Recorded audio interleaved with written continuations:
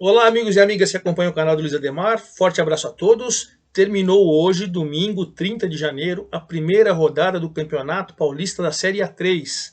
A Série A3 nada mais é do que a terceira divisão, disputada por 16 equipes, jogo com um turno só, 15 jogos, e evidentemente, ao término desses 15 jogos, os 8 primeiros colocados se classificam para a segunda fase e os 2 últimos são rebaixados para a quarta divisão.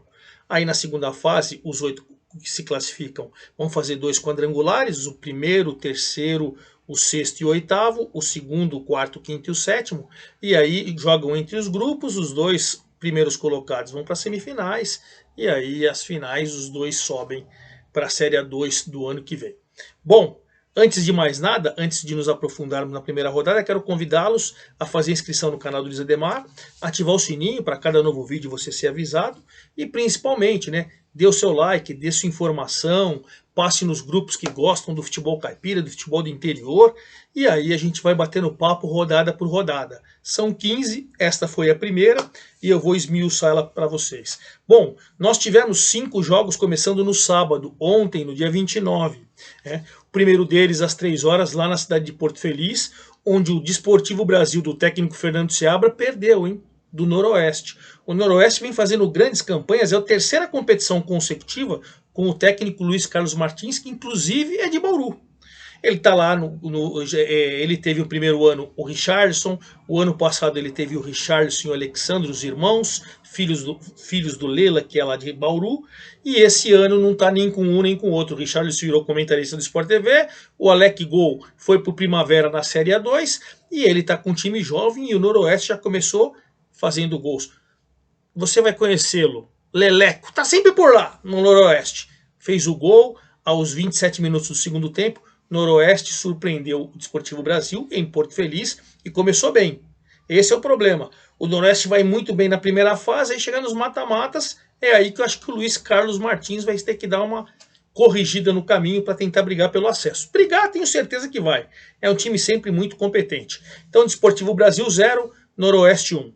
No sábado ainda, União Suzano, que foi o campeão da quarta divisão ano que vem, com o técnico Ricardo Costa, competente, está cheio de acesso. O ano passado foi campeão com o União Suzano, continuou no União Suzano, enfrentando o tradicional São José, que contratou o Edson Vieira, reformulou, recontratou bem, fez um time competitivo, mas olha, jogando na cidade de Suzano, contra o União Suzano, o São José começou até fazendo 1-0, gol do Kleider, é um nome diferente, K-L-A-I-D-H-E-R, Kleider. Kleider fez 1-0 de uma cabeçada para as cobranças de escanteio, mas olha, União Suzano acabou virando o placar por 2-1. 2 gols do Jorge Mauá, que nos últimos 4 anos abandonou o futebol profissional, havia abandonado para jogar na várzea. Por quê? Na várzea ele ganhava em dia, ganhava mais, ofereciam mais, ele podia jogar por vários clubes, enfim, fazia uma graninha muito melhor do que quando ele jogava no futebol profissional. Pois bem, União Suzano, conhecendo o talento do Jorge Mauá na várzea, fez uma proposta financeira melhor, trouxe, e não é que ele fez os 2 gols da virada? Olha que sensacional, Jorge Mauá já é o artilheiro da Série A3 na primeira rodada, fez os 2 gols, virou União Suzano campeão da quarta divisão, começou muito bem na Série A3, vencendo nada mais nada menos que o reforçado e competente São José, tradicional São José, vice-campeão paulista em 89, perdendo a final só para o São Paulo. Também no sábado nós tivemos Olímpia 1, Barretos 1. O Olímpia, do técnico Marcelo Henrique Dias, contratou, reformulou muito bem o elenco, contra o Barretos, que trouxe o Bira Arruda de volta. O Bira Arruda fez uma boa competição ano passado, voltou, 1-1 o jogo. O Medina, num belo chute de fora da área, fez 1-0 para o time do Barretos, mas aí o Luiz Fernando Romão, numa cobrança de falta que acabou desviando ali na barreira e tal, empatou o jogo, Olímpia 1, Barretos 1. Já o Jacaré, sabe quem é o Jacaré? O Rio Preto, o Jacaré, o apelido dele, o mascote dele é um jacarezinho, ganhou do Nacional por 1-0 em São José do Rio Preto. Jogo equilibrado, jogo difícil, o Ricardo Silva está lá comandando o Nacional de novo, não vai confundir, Ricardo Costa é do União Suzano, Ricardo Silva é do Nacional. Contra o Rio Preto, que olha, jogando em casa, jogo muito difícil, e o Rio Preto com o gol do Yuri Martins, acabou ganhando o jogo, estreou bem dentro de casa. Olha, vou te falar, O Rio Preto promete, hein? Promete. Eu não anotei aqui. Quem é o técnico do Rio Preto? É o Rodrigo Fonseca. O Rodrigo Fonseca estreando lá no Rio Preto. Rio Preto 1, Nacional 0. E aí esses jogos foram tudo às 15 horas do sábado.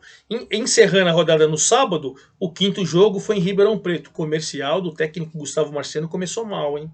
Começou mal. O comercial apostou numa base que foi mal na Copa Paulista. Trouxe alguns reforços e tal. Pá.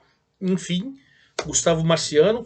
É verdade que o Sertãozinho, que também estreou o técnico Ivan Iso, fez um gol logo no comecinho de jogo, 7 minutos do primeiro tempo, com o Calbi.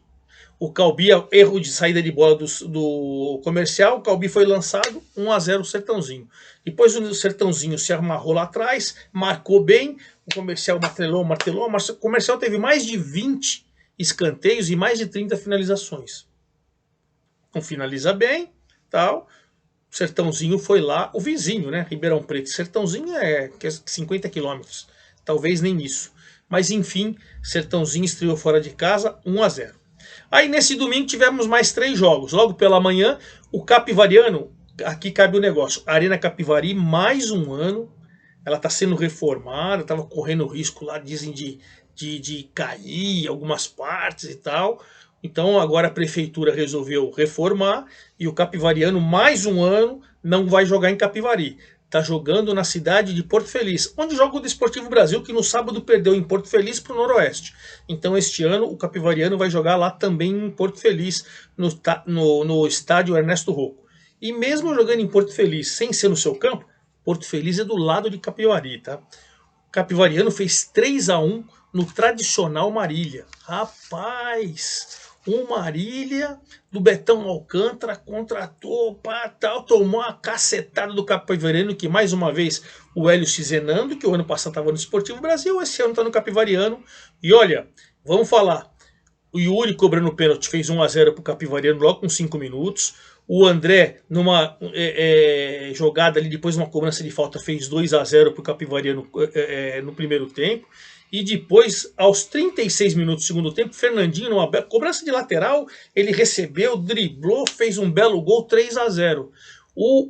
Só no finalzinho, o Varley foi acabar descontando para o Marília. Moral da história, hein? Capivariano, que caiu o ano passado, tá bem, hein? Tá bem, nada depois de queda. Pegou o tradicional Marília, engoliu 3-1, é placar que é contundente.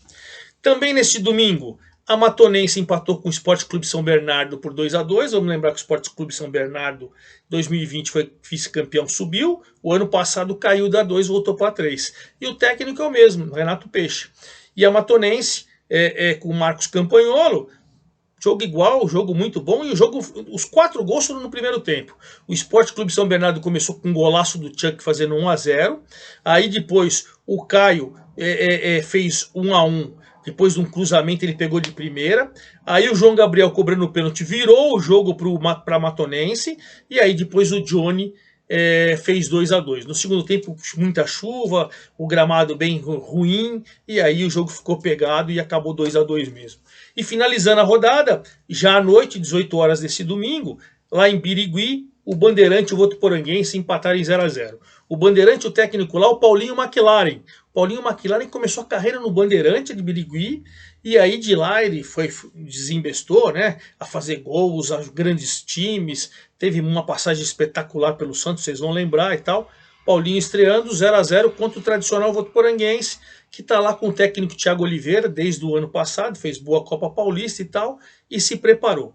Então, para vocês analisarem todos os 8 jogos dessa rodada, e olha, a Série A3 já começa, né, a segunda rodada nesta quarta-feira. Vou passar para vocês rapidamente. Quarta-feira, dia 2/2, já começa fevereiro, né? Já a primeira rodada já dentro de fevereiro. Às 15 horas, Votuporanguense e Matonense, 2 equipes que empataram na primeira rodada. 15 horas, Sport Clube São Bernardo e Olímpia, 2 equipes que também empataram na primeira rodada. Depois nós vamos, às 15 horas ainda, aqui na capital, o Nacional recebendo o Comercial. Os 2 perderam na primeira rodada. E aí nós temos às 19 horas de quarta-feira, o Sertãozinho, que venceu fora de casa, enfrentando o União Sujano, que venceu dentro de casa. Jogo de duas equipes que venceram na primeira rodada. Aí nós vamos ter às 19h30 em Bauru, o Noroeste, embalado pela vitória fora de casa, recebe o Bandeirantes, que empatou o primeiro jogo. Aí nós temos às 19h30 também o Marília, que perdeu o primeiro jogo, contra o Rio Preto, que ganhou o primeiro jogo. Que belo jogo esse aí, hein?